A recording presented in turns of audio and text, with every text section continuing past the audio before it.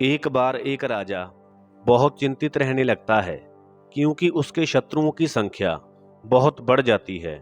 उसे हर समय यही भय लगा रहता है कि कहीं कोई आकर उस पर हमला न कर दे। वह अपनी इस समस्या के हल के लिए अपने राज्य के बड़े बड़े विद्वानों को बुलवाता है और उनसे अपनी समस्या का समाधान पूछता है। सभी विद्वान राजा की समस्या को ध्यान से सुनने के बाद राजा को तरह तरह के उपाय बताते हैं।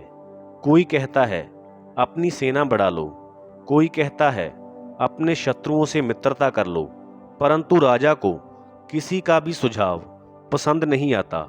फिर एक विद्वान राजा से कहता है, महाराज, एक उपाय है जिससे आप पूरी तरह से सुरक्षित हो सकते हैं। उस विद्वान की बात सुनकर राजा प्रसन्न होता है और उससे पूछता है, क्या उपाय है? वह विद्वान कहता है, महाराज, हमारा राज्य बहुत छोटा है, जिसके कारण हम अपनी सेना की संख्या बढ़ाकर भी दुश्मनों से नहीं जीत सकते और ना ही हम उनसे मित्रता कर सकते हैं, क्योंकि वो हमारी मित्रता नहीं स्वीकारेंगे। इसलिए हमारे पास एक ही विकल्प है कि हम इस राज्य को बड़ी बड़ी दीवारों में बंद कर दें और आपके महल को भी लोहे की दीवारों में बंद कर दें।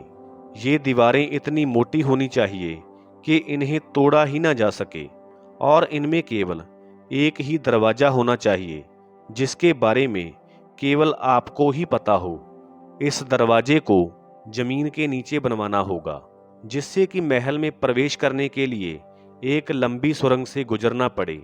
इस सुरंग के बारे में भी केवल कुछ भरोसेमंद लोगों को ही पता होना चाहिए। राजा को उस विद्वान की बात ठीक लगती है, इसलिए वह अपने सैनिकों को अपने राज्य और महल के चारों तरफ दीवार बनाने का आदेश दे देता है। कुछ महीनों में ही दीवार बनकर तैयार हो जाती है। अपने राज्य और महल के चारों तरफ दीवार बनते ही राजा की खुशी का ठिकाना नहीं रहता, क्योंकि वह अपने आप को सुरक्षित महसूस करने लगता है। वह सोचता है कि अब कोई उसका बाल भी बांका नहीं कर सकता। इसलिए वह दोबारा सभी विद्वानों को अपने पास बुलवाता है।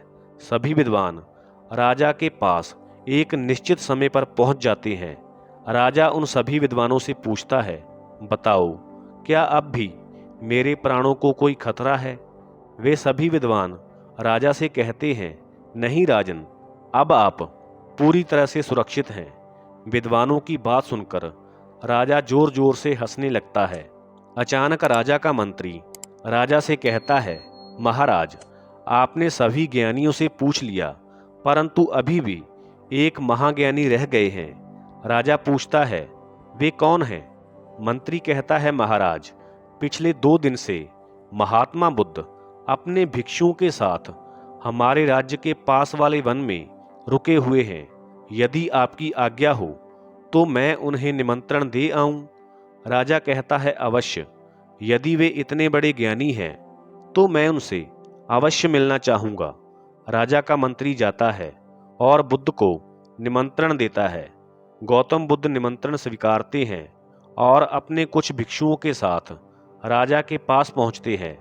राजा बुद्ध का स्वागत करता है और उनसे कहता है, महात्मन, मैंने अपने शत्रुओं की बढ़ती हुई संख्या को देखकर अपने लिए एक सुरक्षा कवच बनवाया है।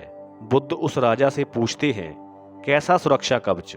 राजा कहता है, मैंने अपने महल के चारों तरफ लोहे की एक इतनी मोटी दीवार बनवा ली है कि मेरा कोई भी शत्रु इसे तोड़कर महल में प्रवेश नहीं कर सकता।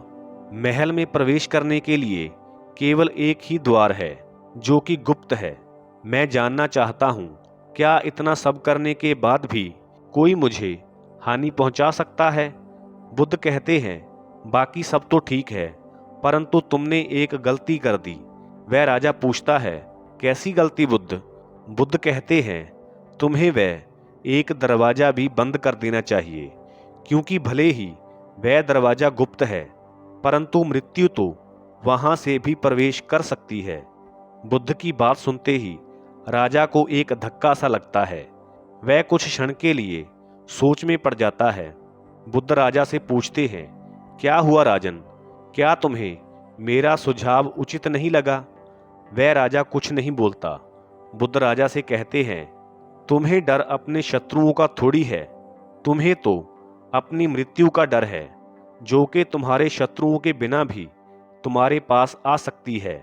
असल में तुम्हें अपने शत्रुओं से नहीं बल्कि अपनी मृत्यु से बचना है। बुद्ध की बात सुनकर राजा की आंखों से आंसू बहने लगते हैं। वह राजा रोते हुए कहता है, हे बुद्ध, इस तरह से तो मैंने कभी सोचा ही नहीं। बुद्ध कहते हैं, सत्य सोचा नहीं जाता, सत्य तो देखा जाता है। जीवन में डर का कारण यही है कि हम सत्य को देखना ही नहीं चाहते, उसे स्वीकारना ही नहीं चाहते।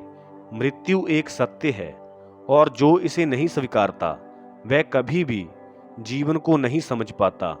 मनुष्य अपने गलत कर्मों के कारण ही डरता रहता है। राजा पूछता है, हे बुद्ध, इस डर से बचने का क्या उपाय है? बुद्ध कहते हैं, इस डर से बचने के दो उपाय हैं। पहला है अच्छे कर्म करना और दूसरा है इसका सामना करना। धन्यवाद।